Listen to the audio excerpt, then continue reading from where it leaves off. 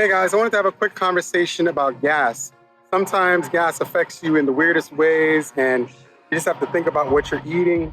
Wait, that's not the right type of gas. Let's talk about gear acquisition syndrome. When you look at things online or anywhere you look at things, you're just like, you know what? Oh wow, this is awesome. I really need to buy this. Oh wow, I really need to buy this. But the truth is, will it actually make your production better? Maybe, maybe not. It really depends on the item and why you're buying it, why you need it, and how much of an urgency there is for you to do what you're trying to do. For example, in my case, I have a lot of computers, and I also had the giant mixer, the Midas, because of the recording studio scenario that we had at the time. But in truth, once we stopped having the studio and I started downsizing what I was needing, I realized I didn't really need the Midas to do what I was trying to do.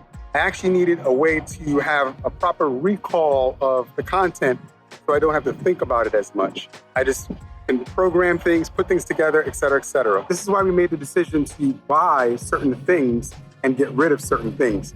It's always better to look around the room. Make sure you check your space and ask yourself, do I need everything in this room, or do I really need something new to add to the space to make this work better? A lot of times you have everything you need laying right in front of you. I went ahead and purchased the 1000 mainly because I needed a way to get back to production from the standpoint of where my mind was at the time. And the 1000 did that. It works just like the 2000 XL. It was easier to save things. It had more sample space, more sample time. It's a lot easier transition back into full-time production for me. And then buying the 5000 allowed me to bridge things between the new and the old. I already had the Studio 2, but I didn't like the Studio 2. Not because Studio 2 was bad, but just I didn't like the fact that I had to use the mouse so much. And at the time, 2.15 was a very daunting software to use. And I didn't know that if you already had like the OnePlus or any of those devices, the newer devices, it's an easier software to use because you really don't have to touch the desktop. You can just use the device to actually control everything. Later on, I bought the OnePlus because I felt that it was time to pick up a newer MPC, and I liked the OnePlus. I liked the form factor. I liked the way it works. I even got past the whole thing about the pads being too small. I got past all of that. And it's a really good device. Now that's become the centerpiece of the studio with the 5000 working with it. And then the 1000 is just a fun sketch pad at this point. That's my trio of things. Maybe someday I'll pick up an X. Who knows? But I really don't need the X. And that's the point of the conversation. Do you need the item that you think you need to buy, or are you buying it because you think that it's amazing or some influencer said you should pick it up? Sometimes you got to think like that. I thought about buying a very high-end interface, and I'm a huge fan of the SSL interfaces. I have the SSL 12. I'll probably end up picking up an SSL 18 at some point, but honestly, the SSL 12 covers pretty much my needs.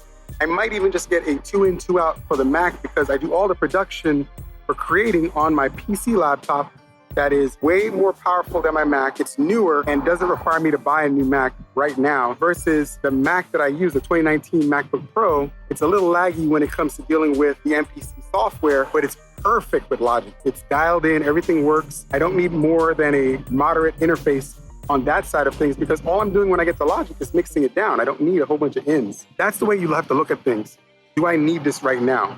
Can I get by with what I currently have? Buying this, will it actually enhance things? If it doesn't answer those questions correctly, does it enhance things? Do I truly need this? Can I actually accomplish what I'm trying to accomplish with what I already have? If you can answer all those things and somewhere in that equation, you find yourself in a situation where you actually need to buy the thing you're trying to buy, then yeah, go buy it. I'm not gonna tell you not to buy it, that'd be crazy. But what you don't wanna do is spend the money and then have regret. And that's what gas is about. You have regret because you bought this thing and you didn't really need it and now you have to try to sell it, et cetera, et cetera. I did the same thing with the Phantom X. I love the Phantom X, but once I made the decision to purchase the OnePlus, I did heavy research for like 8 months before making the final decision. And it just made sense to get rid of the Phantom and get the OnePlus, and I don't regret that decision. I do miss like 1 or 2 features from the Phantom, but I don't regret that decision because the OnePlus does cover everything I need. And all the plugins that I can use on the desktop with controller mode covers everything else I need. So I'm not really missing that side of the equation. Don't get caught up in those conversations that a lot of people like to have. Everybody likes to get on the converter thing. Converters are the converters. If you can afford to buy an older device that has the converters you like, keep it. Get it. Get it, keep it, use it. But know that at some point, you're going to have to deal with maintenance on it. And if you're not ready to do it hands-on yourself, that's going to be expensive. If you're not ready to pay somebody else to fix it, that's going to be expensive. Now you may or may not have something that's sitting on your desk that's a brick. That's another reason why I didn't go with some of the older devices that I wanted to buy. But there are some key older pieces that I know how to repair, that I know parts still exist for. So I might pick those up anyway because I do like them. And they do enhance the sound in certain ways, but it's not like I can't dial that sound in with the current new stuff because, again, I've had the experience of using the older stuff, so I know what it sounds like, so I know what I'm looking for. That being said, I always say use your hardware, especially the new hardware, within the confines of its actual limitations. So if your limitations are the way the converters work and it says use it this way, don't use it that way, use it that way. Use it the way they say, and then enhance it later afterwards. But make sure the signal quality is solid.